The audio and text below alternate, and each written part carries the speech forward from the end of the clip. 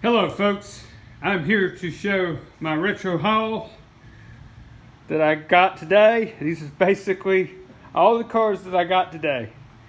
I'll start with my prized possessions that I mentioned in a previous video. My Crossfire 3870s. Look at these cards, $11.20 a piece, and you will not find a scuff on them. They are immaculate. I was like, how can you get cards that cheap in that condition?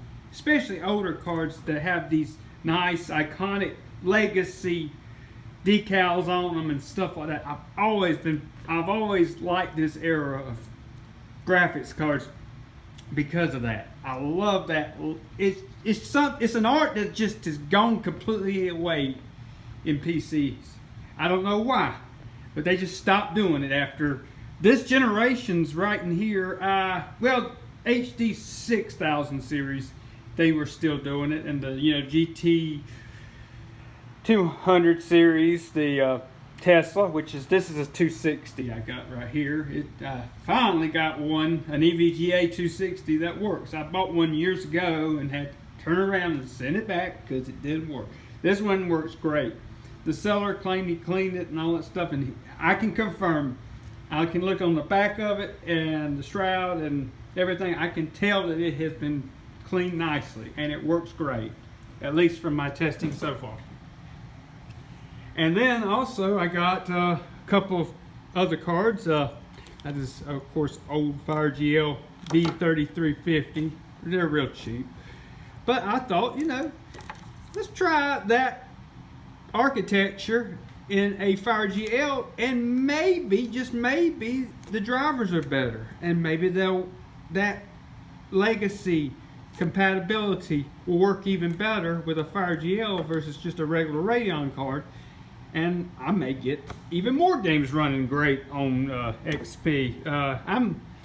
In case you haven't known, what I'm trying to do is find the ultimate combination of compatibility as well as decent availability on a system between Windows XP and operating systems of that type to run those extremely hard 9X games. I'm not talking about DOS. I'm talking about the early 3DFX games, the Windows 95, 98 games that sometimes even with compatibility mode don't work on XP. So what I'm trying to do, I've found some combinations that look promising, and while I have found those combinations, I've noticed that there's still a couple of kinks in those combinations. For instance, this is basically a FireGL version, or Fire Pro in this case, of a HD 6670. Again, I'm wanting to stay with that Terascale compatibility because I've noticed a lot of games are launching now and working great on Windows XP of those difficult to run games. But I've noticed there's a few flaws still. For instance, if you run a 6670, 5670, anything of that architecture, Need for Speed Hot Pursuit 2 this is an example. If you touch the resolution, then the player that's racing in the car turns into this white outlined blur, and everything starts, the graphics start messing up. So I noticed that particularly with those cards. So what I'm going to try to do is see if this Fire Pro being hopefully being a little bit better with OpenGL will fix that, because I've never had that problem with NVIDIA cards on that game. I can run the resolution all the way up to my monitor's resolution and the game plays perfectly fine.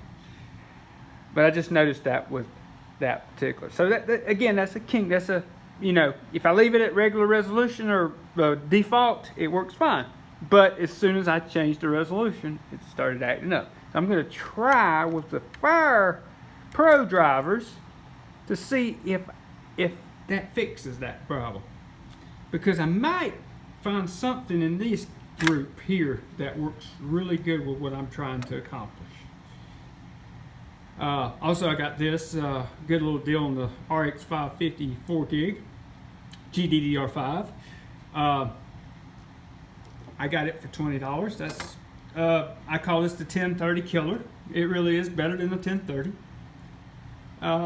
You know, you've got your drawbacks being a Radeon card, but overall, for how much cheaper you can buy these for, it's way better than a 1030, especially with emulation and stuff like that. As far as being able to run the emulator without stuttering, yeah, definitely this is a better choice for that kind of, because I'm going to use this for, again, it's low profile bracket. That's what I want to use it for. Small form factor.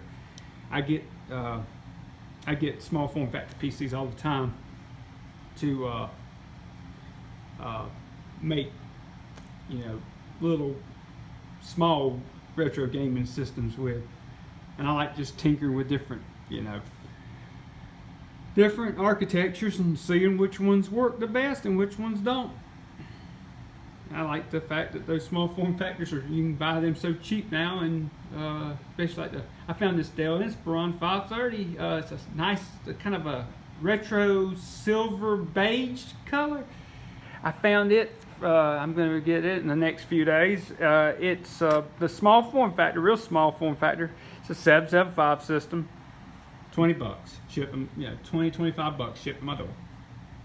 Again, you can, if you know what to look for, you can enjoy retro hardware and gaming and all dirt cheap compared to if you wanted to go and get these period correct items that people want to gouge you to death for each item. I'd rather get a pile of items like these cards all combined. Just to put it in perspective, I paid less for all of these combined, including that 260 that I'm testing right now that works fine. All this I got for less than one AGP of the 3850. Again, look, I got this many cards for less than one AGP 3850. So again, put two and two together, I think I'm the winner over that person who's out for that 3850. Anyway, this is Matt signing off.